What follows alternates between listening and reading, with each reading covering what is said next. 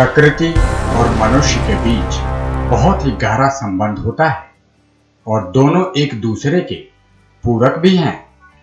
मनुष्य के लिए धरती उसके घर का आंगन, आसमान छत, सूर्य चांद तारे, दीपक, सागर नदी, पानी के मटके और पेड़ पौधे आहार के साधन हैं।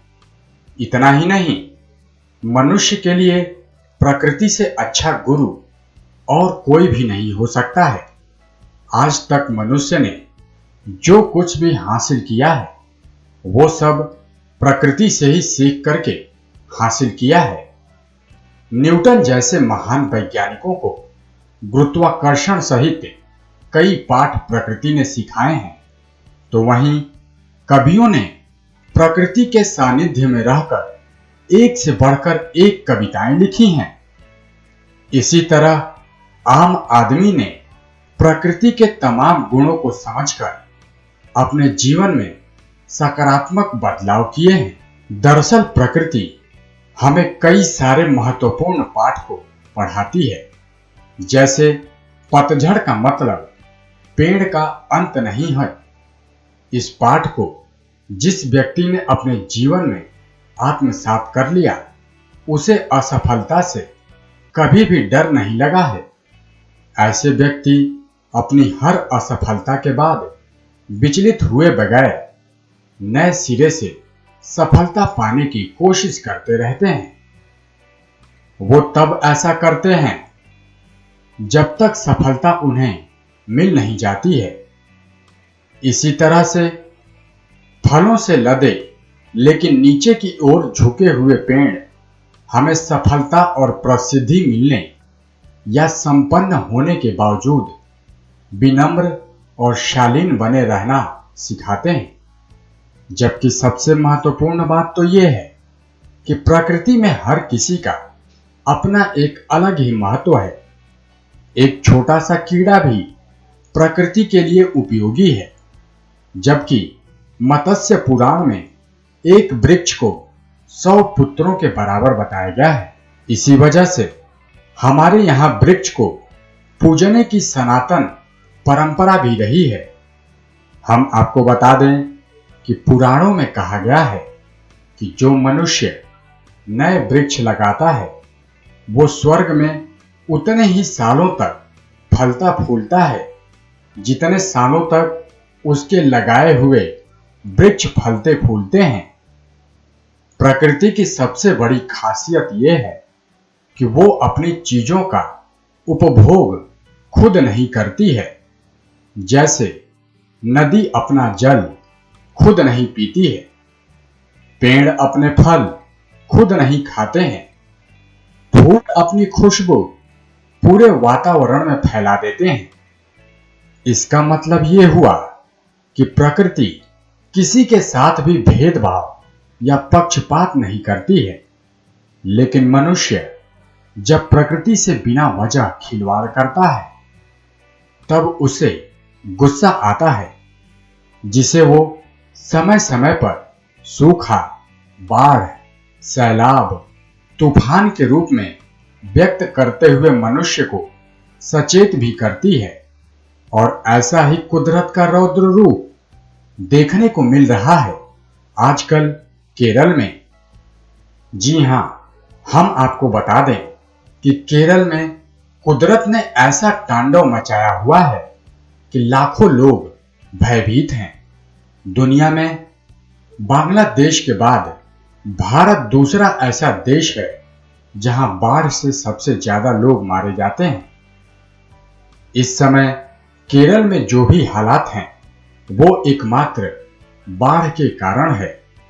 और पूरी दुनिया को छोड़कर इस समय केरल में प्रकृति ने अपना रौद्र रूप दिखाने पर आमादा हो गई है।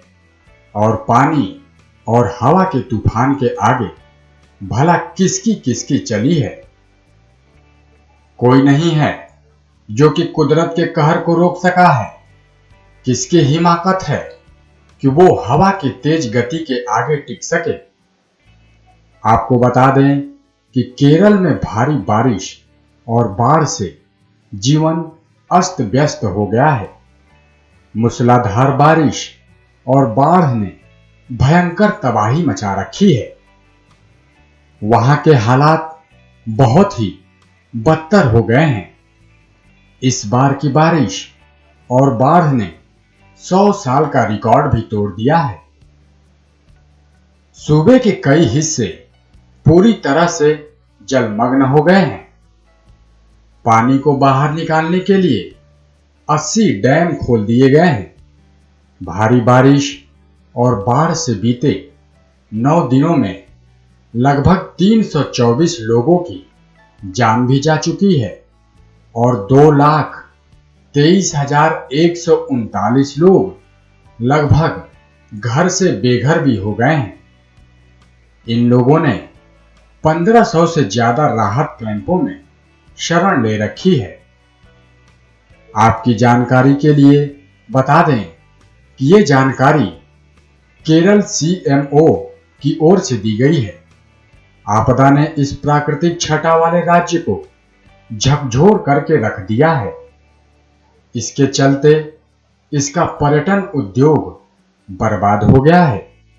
हजारों हेक्टेयर भूभाग में उपजी फसलें तबाह हो गई हैं और बुनियादी ढांचे को जबरदस्त नुकसान भी पहुंचा है। वहीं पीएम मोदी बाढ़ प्रभावित इलाकों का हवाई सर्वेक्षण करने के लिए केरल भी जा चुके हैं। उन्होंने शनिवार को सुबह हवाई सर्वेक्षण भी किया।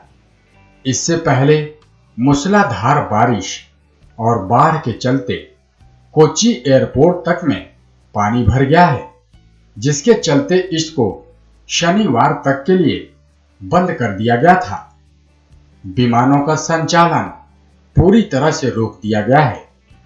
ट्रेन और सड़क परिवहन सेवाएं ठप हो गई हैं। सड़कों और इमारतों में पानी भर गया है। सड़कों पर पानी इतना ज्यादा भर गया है कि लोगों को बाहर निकालने के लिए नाव का इस्तेमाल किया जा रहा है। इस समय केरल में बाढ़ ने जल प्रलय मचा रखा है। केरल सरकार ने बाढ़ पीड़ितों की मदद के लिए लोगों से डोनेशन देने की अपील भी की है। हम आपको बता दें कि donation.cmdrf.kerala.gov.in के जरिए कोई भी बाढ़ पीड़ितों की मदद कर सकता है।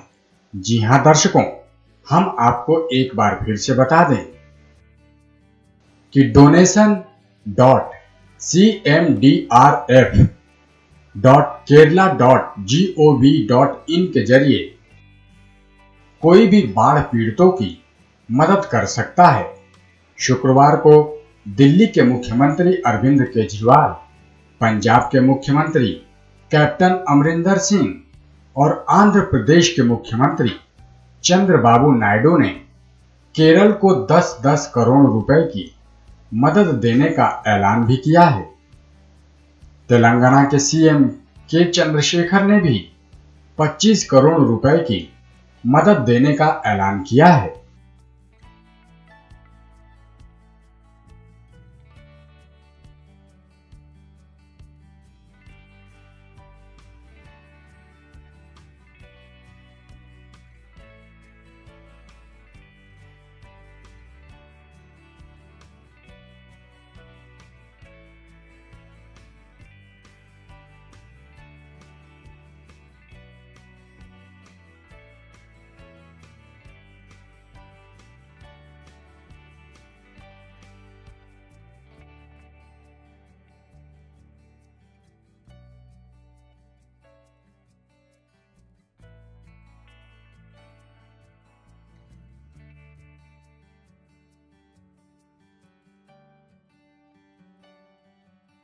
अगर आप भी बनना चाहते हैं एंकर और रिपोर्टर, वीडियो एडिटर, कैमरामैन या फिर स्क्रिप्ट राइटर, तो हमें संपर्क करें। अगर आप भी बनना चाहते हैं एंकर और रिपोर्टर, वीडियो एडिटर, कैमरामैन या फिर स्क्रिप्ट राइटर, तो हमें संपर्क करें।